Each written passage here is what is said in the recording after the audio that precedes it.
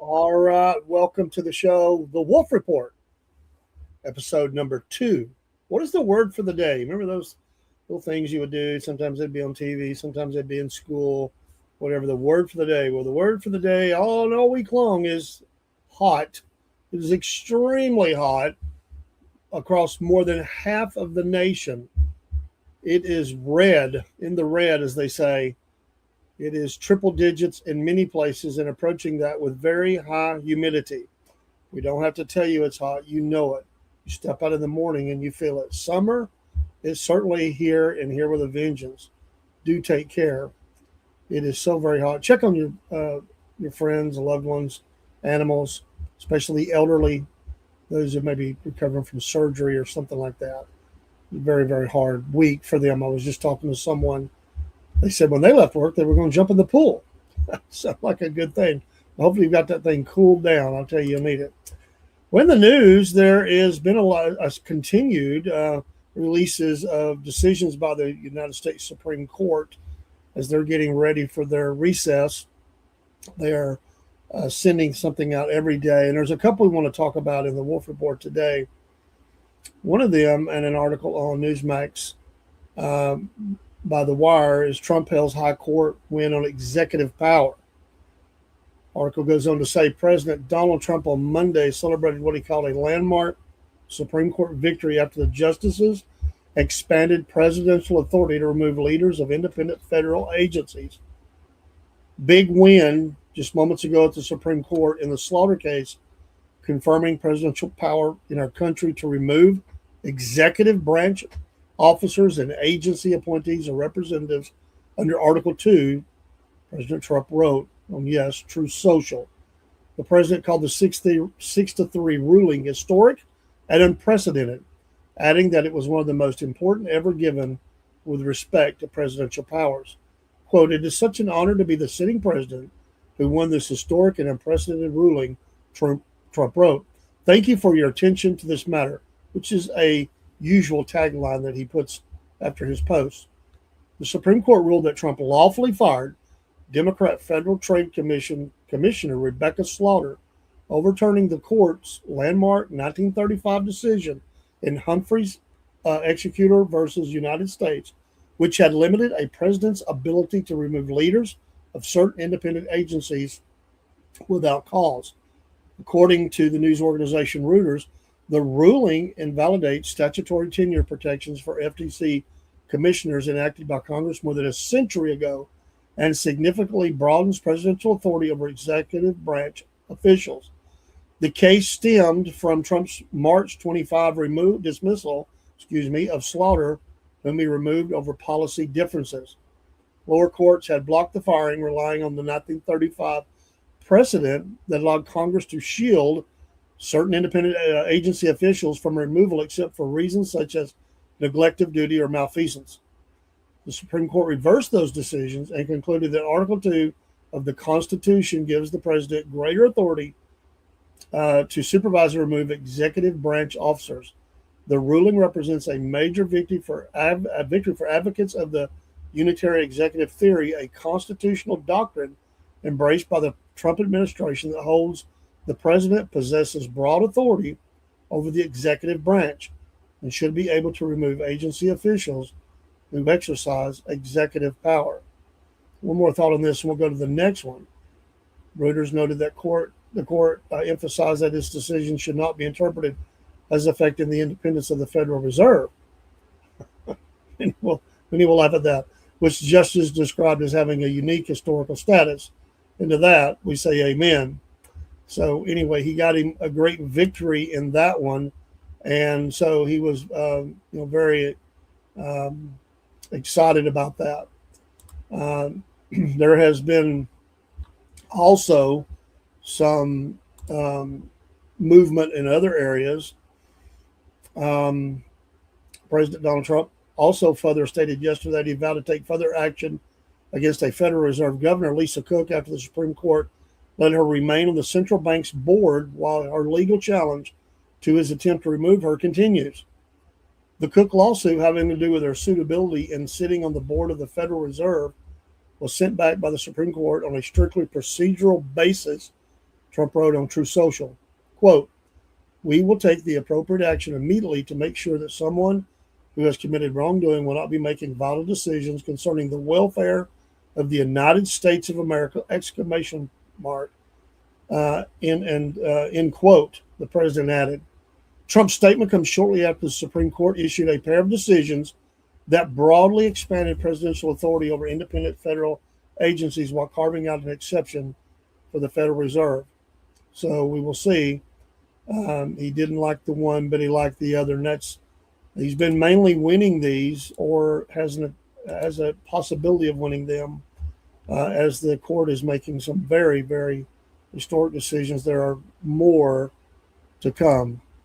As we turn to the Middle East, we see a headline that, and for all the blather and, the news leaks and the sayings of what Iran has to say, this one should catch our attention. As the ceasefire was interrupted over strikes, other countries have been hit. There was a cessation while talks were to begin in Qatar yesterday. Iran media no choice but to build nuclear bomb. This is not something that anybody wants to see. And a media outlet affiliated with Iran's Islamic Revolutionary Guard Corps, the IRGC as it's commonly referred to, argued Sunday that Tehran has no choice but to develop a nuclear weapon. That intensifies concerns about Iran's nuclear ambitions just weeks after the country pledged a new agreement with the U.S., and it plunged it as well, because it looks like we're going to have new episodes of conflict, that they would not pursue an atomic bomb. The commentary appeared in the state-linked Fars news agency under the headline, "No Choice But to Build the Atomic Bomb," and argued that Iran must strengthen its strategic position before engaging in negotiations with its adversaries. Quote, "To achieve the peace and calm that Iran needs, it must absolutely reach nuclear deterrence to ensure that the rest of the issues can be resolved through negotiation," the article said, according to a translation from the New York Post. The commentary compared Iran's situation with China's emergence as a nuclear power during the Cold War, arguing that Beijing secured negotiations with Washington only after demonstrating a nuclear deterrent. America threatened China with nuclear attacks twice, similar to President Donald Trump's recent nuclear threats against Iran. But when did Henry Kissinger secretly meet with the Chinese and then negotiate? It was when China built the atomic bomb, the article said. The article also argued that nuclear deterrence means that you can reach a balance of power against America and Israel, who possess atomic bombs. Not so that war does not happen, but so that the scope of conflict remains controllable. The remarks stand in contrast to commitments Iran made earlier this month under the Memorandum of Understanding, the MOU, negotiated with the Trump administration following months of military conflict and diplomatic talks. Under the preliminary agreement, Iran pledged not to develop a nuke and agreed in principle to restore monitoring by the IAEA, that's the International Atomic Energy Agency, while the two sides work towards a broader accord. Public disagreements have since emerged over when inspectors will be permitted to resume work inside Iran's nuclear facilities. IAEA Director General Rafael Grossi said Friday that declarations from Tehran alone are insufficient to verify compliance with the agreement. Quote, The government of Iran has affirmed quite clearly that developing nuclear weapons is not their intention. But of course, intentions are not enough, Grossi said. In order to have certainty, we need to have, a very strong system of verification as soon as practical. Grossi has repeatedly stressed that international inspectors must regain access to Iranian nuclear facilities to determine whether Tehran is complying with its commitments to verify the status of its nuclear materials. Iran has not granted inspectors access to nuclear sites damaged during U.S. military strikes earlier this year, and the IAEA has said it has not been able to verify the location or status of Iran's stockpile of enriched uranium since oversight was interrupted. Although the FAR's commentary does not represent an official policy announcement by the Iranian government, the agency is widely viewed as closely aligned with the IRGC and often reflects hardline views within Iran's security establishment.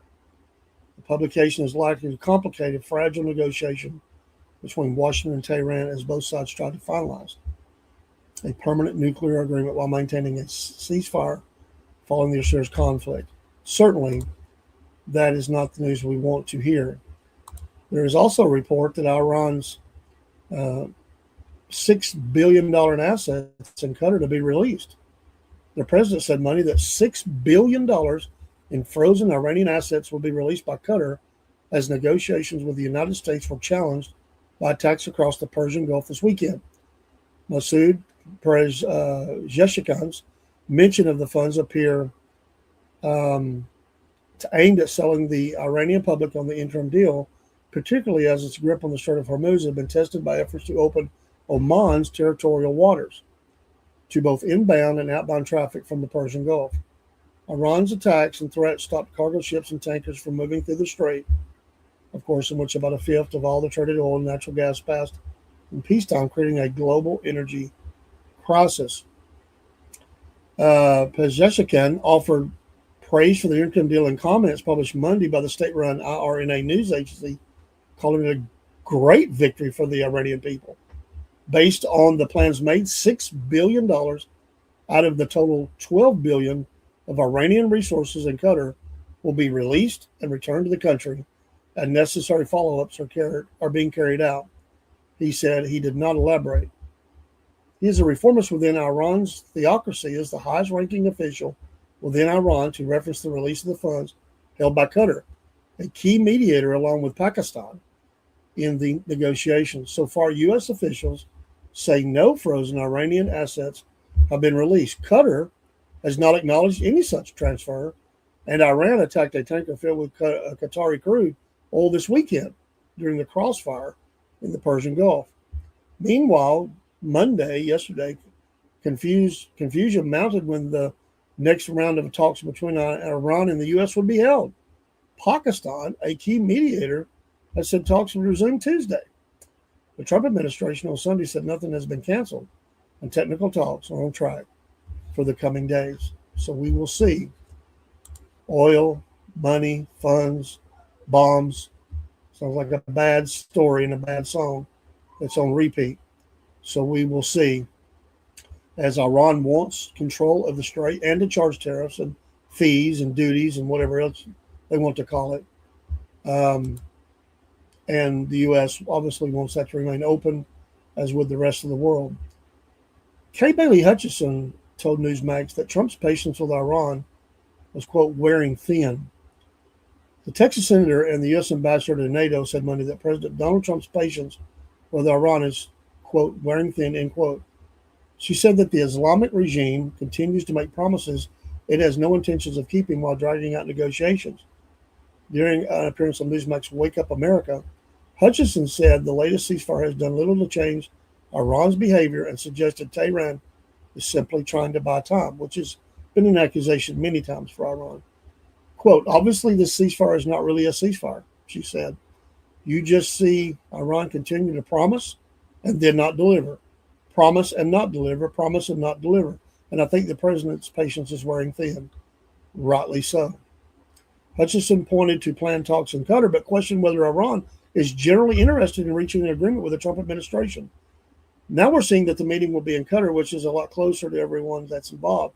She said, but I think really Iran is just playing this game.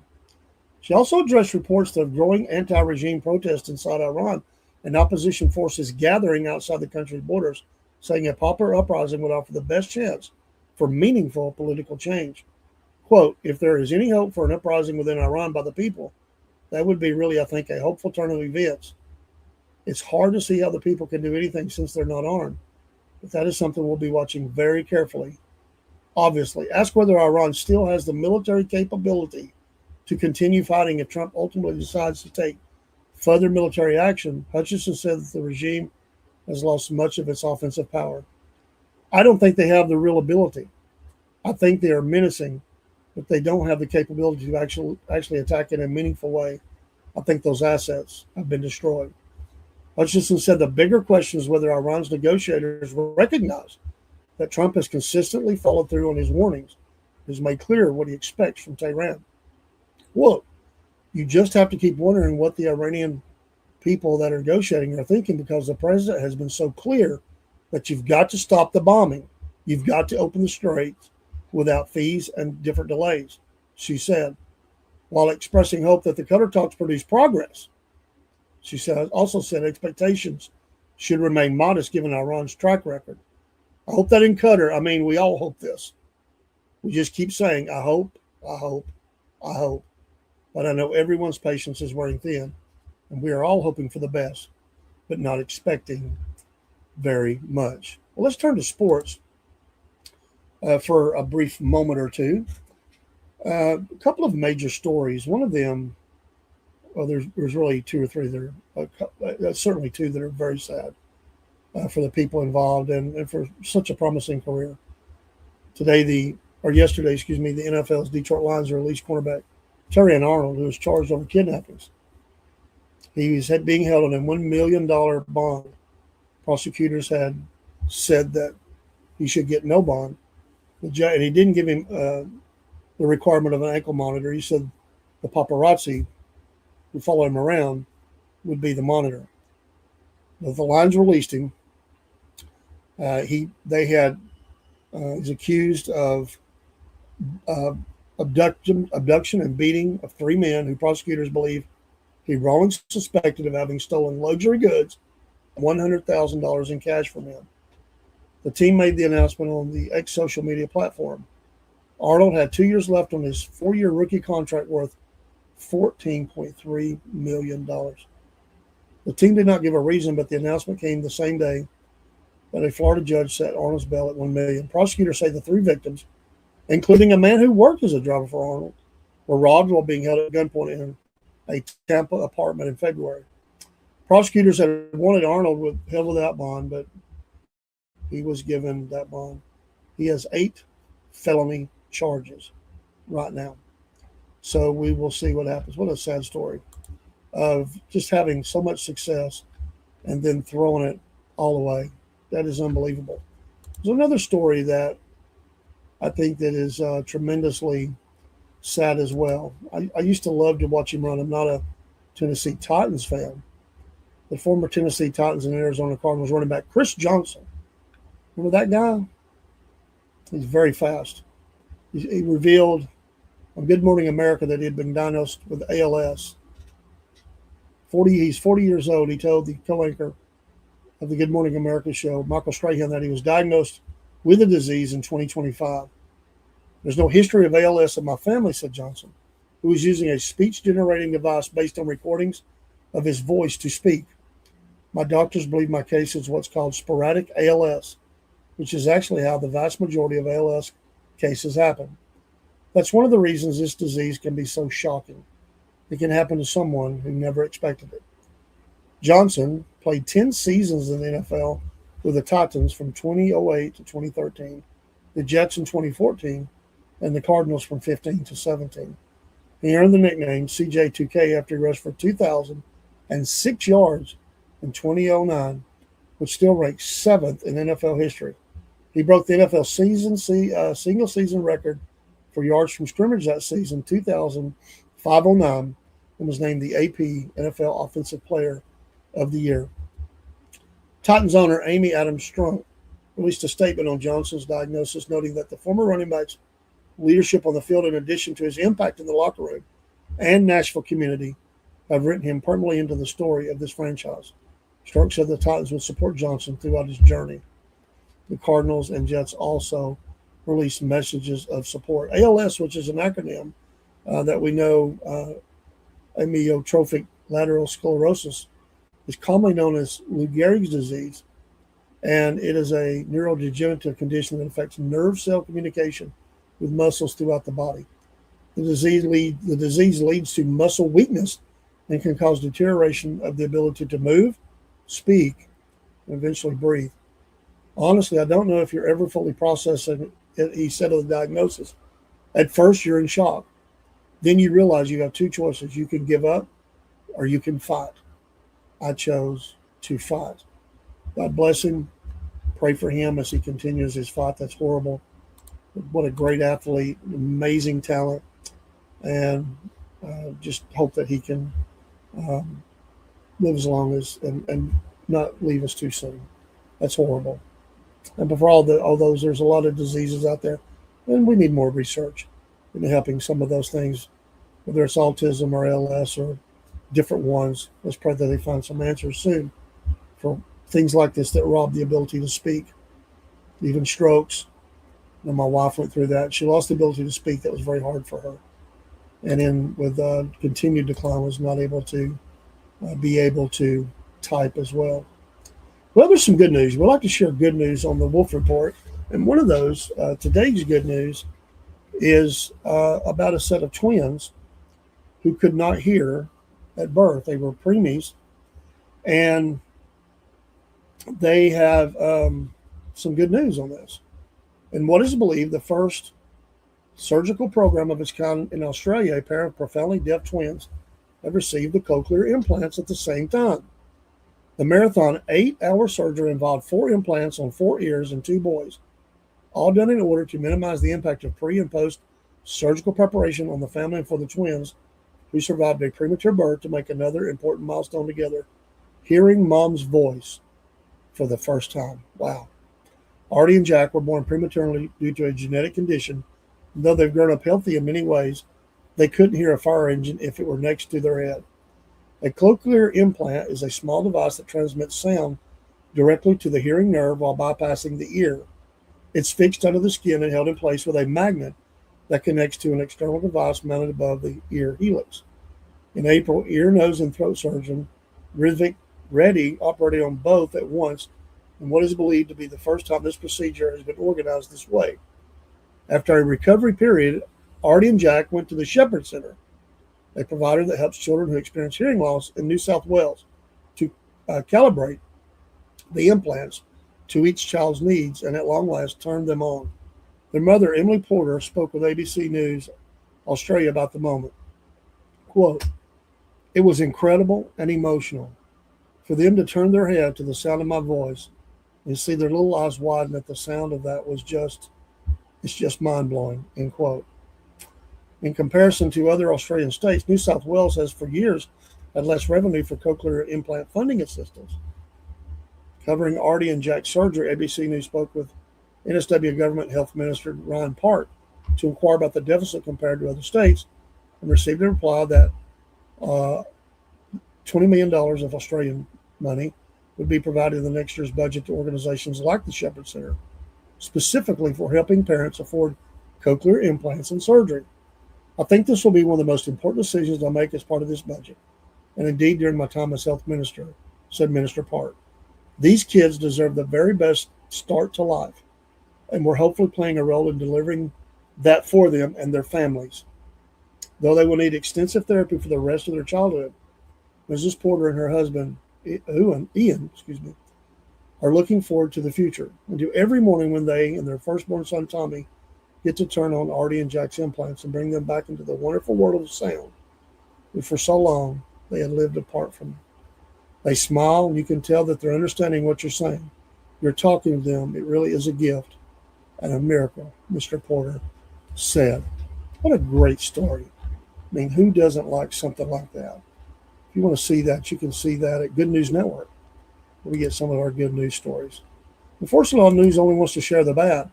We want to share the good as well. Well, that's our Wolf Report for this week. We'll also update you in the next program on those baseball scores and how tight the races are getting and the approaching All-Star break and all of that. We thank you for watching. We appreciate you. Pray for us. Watch all the other program on the network. And don't forget, today is the last day to enter the drawing for our giveaway. Go to Substack, to this Southern Patriots podcast on Substack. Do a free subscribe. This will give you one free viewing of anything that we have placed behind the paywall. All of our other programming is available for free. But if you will do just the free, then you can hear everything there that is free, and you'll be in the drawing. We'll do that drawing, obviously, on July 1st. July 4th is approaching. Freedom 250. God bless America, and God bless you if you're in the United States. And around the world, we celebrate freedom. Hallelujah. See you next time on the Wolf Report.